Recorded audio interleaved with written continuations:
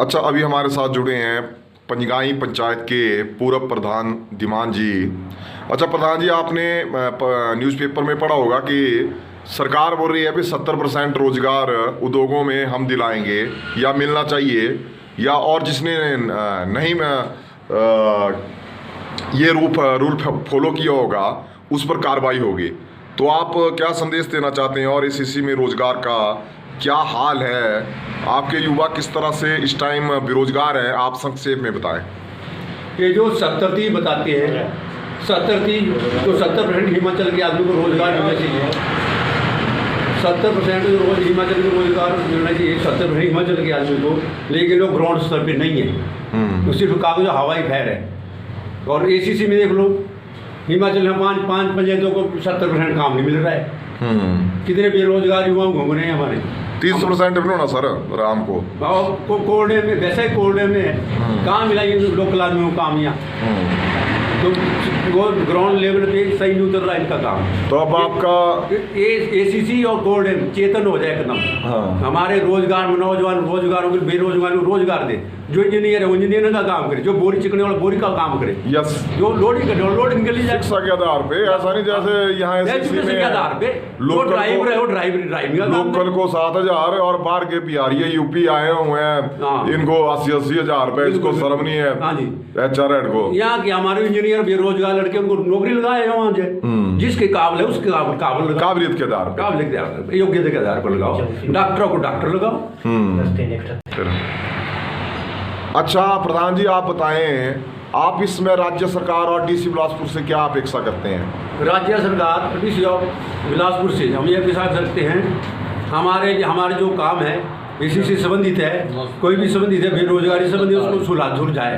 नहीं तो नहीं सुलझाएंगे तो 2022 का इलेक्शन नोट आ जाए। आंदोलन करने हम पहले आंदोलन अगर ऐसे बन जाए तो काम ठीक है, नहीं बने को आंदोलन होगा, क्रांतिकारी आंदोलन होगा। बिल्कुल, धन्यवाद जी।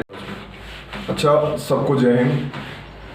आज मैं जिला बिलासपुर हिमाचल प्रदेश के बरमाना सिटी में अपने प्रधान महेंद्र सिंह जी, जो यहाँ के रोजगार के लिए भी लड़ रहे हैं, और इनका रोजगार एसीसी से ट्रांसपोर्टेशन का कार्य लेना है।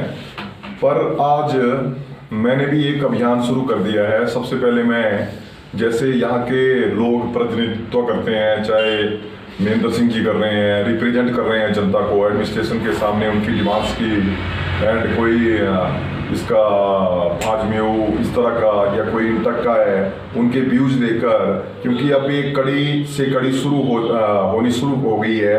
क्योंकि हमारी राज्य सरकार ने भी एक 3-4 दिन पहले विधानसभा सत्र में एक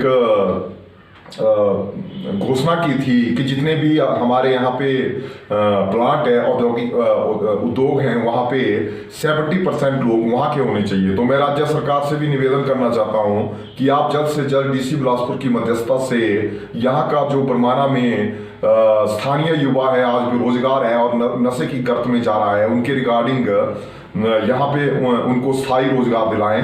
और सबसे बड़ी बात, हमारे जो HR हेड हैं और पूरा HR डिपार्टमेंट है, वो स्थानीय युवाओं को गुमराह करता है। यानी हमारे युवाओं को झाड़ू पोछा मारने की नौकरी, लेबर की नौकरी, 7,000 की नौकरी। तो हमारा कहने का मतलब ये है कि हमारी नौकरी का आधार, हमारे युवा भाई बहन को जो नौकरी का आधार है वो शिक्षा के आधार पे हो। न जाने कितने आज लोग, चाहे वो BTech होल्डर हैं, MTech हैं, MCOM है, BBA हैं, मजबूर है नालागढ़, बद्दी और चंडीगढ़, मोहाली, बेंगलुरु जैसी सिटी में, दिल्ली जैसी सिटी में जॉब करने के लिए, और मात्र 10,000 से उनकी सेटिंग शुरुआत होती है। और वहाँ पे किराया 14,000 2 रूम सेट का होता है, 15,000 सेट का होता है, और बिजली पानी का और खाने का अलग से।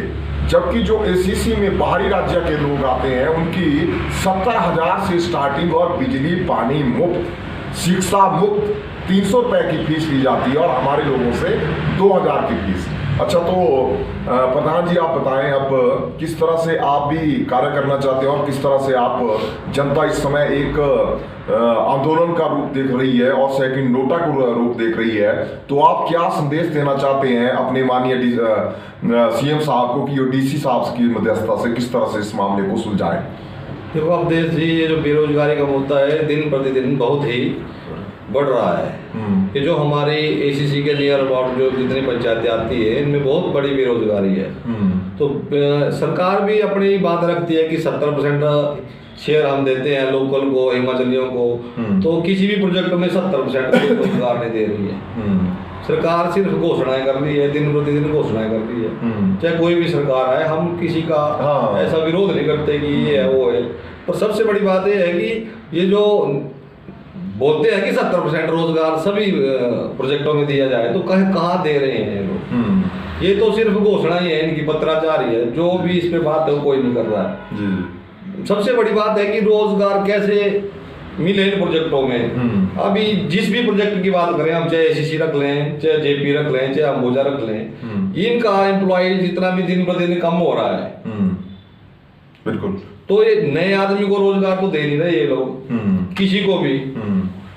बाहरी को दे रहे हैं, जो भी ला रहे हैं अपने बाहर से ला रहे हैं, लोकलों को कोई रोजगार नहीं दे रहे हैं, किसी भी इंडस्ट्री में नहीं दे रहे हैं लोग। और देते भी हैं तो 7,000 8,000, जबकि जो इनको एएमयू शायद किए हुए हैं इन्होंने, वो तो कुछ और ही दर्शाते हैं। बिल्कुल। कोई भी डॉक्यूमेंट दिखाते नहीं कि कितनी सैलरी किस व्यक्ति की है। छोटी सी बात रख लो, ये जो कॉन्ट्रैक्टर इनके पास है सारे बाहर के हैं, तो इनको ये बोलते हैं कि चलो, हम नहीं बोलते इनको भी निकालो, क्योंकि ये भी बड़े लंबे समय से काम कर रहे हैं। पर जैसे इन्होंने एक स्कीम रखी हुई है कि जैसे 19 या 18 किसी के पास है, एक ठेकेदार के पास है वर्कर, तो यदि 20 हो तो इनको फिर लाइसेंस लेना पड़ता है। तो यदि जो लोग ये 19 हो गए, अब जिसकी डेथ हो गई वो तो रह गया ना, तो वहां से एम्प्लॉयज निकल जाएगा, उसकी जगह वो लोकल पे रख लो ना। बिल्कुल।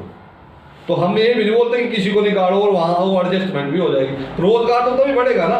बिल्कुल। ये क्या करते हैं, उसको ये बंद कर देते हैं। जैसे रिटायर कर दिया उसको, तो वहां बंद कर दिया हो। जबकि जो रिटायर हुआ तो एम्प्लॉय तो तभी निकलेगा, उसकी जगह लगना चाहिए ना, तभी रोजगार बढ़ेगा ना। इन्होंने तो दिन प्रतिदिन अब बीआरएस दे रहे हैं, तो बीआरएस में क्या करते हैं कि ये ले लो, 10 साल पहले ले लो एडवांस दे दी, उनकी जगह कौन रखा है इन्होंने। बिल्कुल। रोजगार तो तभी आएगा, मौका बेरोजगार के लिए मौका तभी आएगा जब ये वहां पे नहीं। मैंने तो नीचे भी मुद्दा उठाया था, जब इन्होंने देखिए कोरोना काल में कम से कम 100 लोग इन्होंने यहाँ से निकाल दिए, तो हमने बोला भाई मैनेजमेंट के 20 निकाल दो, इक्वलेंट टू 100 हो जाएगी सैलरी। बिल्कुल सही बात है। मैनेजमेंट के आदमी की 3-3 लाख रुपए सैलरी है, और ये बेचारे 14,000 10,000 8,000 वालों को निकाल रहे हो तुम शर्मो, अपने आप निकल जाओ ना, क्या करने फलाना ऐड इस कंपनी में। And second issue is that DC साहब, मैंने आपको जब मैंने यहाँ पे जनमंच हुआ था, अपने डॉक्टर राजीव सहजल जी न्याय एवं सहकारिता मंत्री जी भी आए थे, करोड़ों रुपए ये खर्च करते हैं जनमंचों पे, पूरा प्रशासन वहां पे हाजिर होता है। और जनमंच तो एक ऐसी चीज होती है लाइक ए कोर्ट, एक जिस तरह हमारा जनरल हाउस होता है, ऑन द स्पॉट कार्य होने चाहिए। मैंने 10 कार्य अपने राजीव सहजल जी ने बोले उस टाइम, गोयल साहब अपने डीसी साहब थे यहाँ पर थे, 10 कार्य मैंने यहाँ के रिगार्डिंग दिए, 6 पंचायतों के रोजगार डीएबीपी डेवलपमेंट के रिगार्डिंग, पर एक भी कार्य न हुआ। तो आखिर ये क्यों इंटीमेशन, क्यों एक गुमराह जनता को किया जाता है? ये आपकी भी लायबिलिटी बनती है कि आपका ये इस टाइम अधीन क्षेत्र है, तो यहाँ पे कोई कंपनी है, वहां पे कोई एमओयू तो नहीं बना हुआ है, कौन कौन सी अनियमितताएं बरती जा रही है।